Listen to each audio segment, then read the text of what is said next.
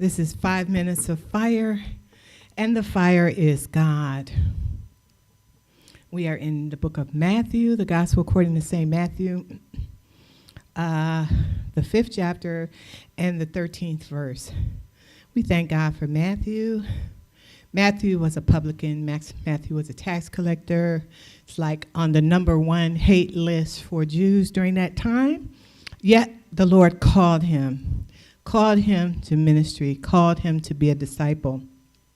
And here he is handling the good word of God. He is recording the Sermon on the Mount, where Jesus taught to throngs of people, no less than 10,000 at any time, more or less hundreds of thousands, because they were from many cities. The 13th verse of the 5th chapter reads as thus: Ye are the salt of the earth, but if the salt have lost his savor, wherewith shall it be salted? It is thenceforth good for nothing, but to be cast out and to be trodden under the foot of men. And this is Jesus talking. And this is Jesus, and he's using metaphors throughout his teachings. And one that he is using here is salt, which was a very common substance during that time. Turkey being the number one place where salt was manufactured. The people understood the qualities and the properties of salt, that salt was a mineral compound that consisted of sodium and chloride, and it was extremely stable. What that means is it was forever good. It was forever strong. It was forever effective, unless you took it out of its natural state and began to add things to it. If you put additives in the salt, it would become unstable, and it would not have a shelf life, and it would also not be flavorful. So it wouldn't have the properties that it was supposed to have. Salt was used in all the sacrifices of the old day. And the Lord uses this as he is teaching his disciples. He said, ye are the salt of the earth. What did he mean by that? Salt has preservation qualities, and it prevents bacterial and microbial growth, the funguses, all the germs that are in things. When you put salt in there in its natural state, not with additives, then it is strong and it is stable and it does its job.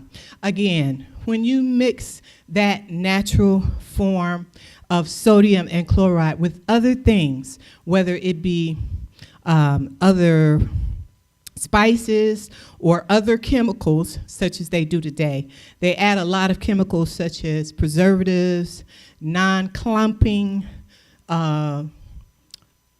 chemicals to keep it free running, and all of those add to the degradation of the salt. In other words, the salt is not going to do what it's supposed to do. The salt will lose its preservation qualities. The salt will lose its ability to keep it free from bacteria.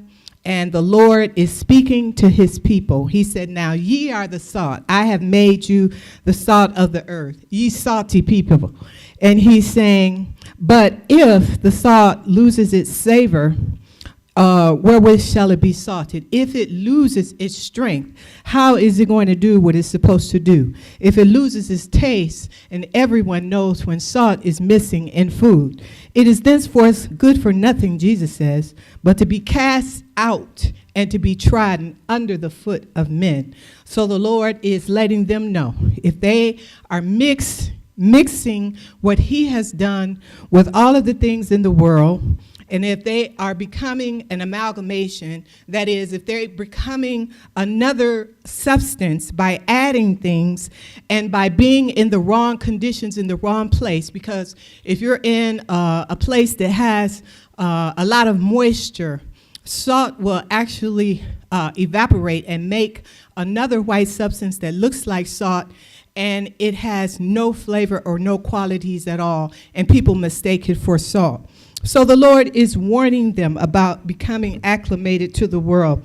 And the Lord is saying, you're able to do the work. I put you salty people in the earth to keep the world from damage, to keep the world from decay, to keep it from destruction, to keep it alive in existence, to keep the remedies there, to keep the shields there, to maintain, to protect, restore, safeguard, defend, sustain, and keep things working and running.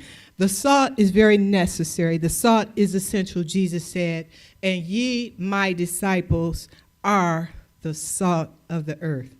Don't lose your saltiness. God bless you.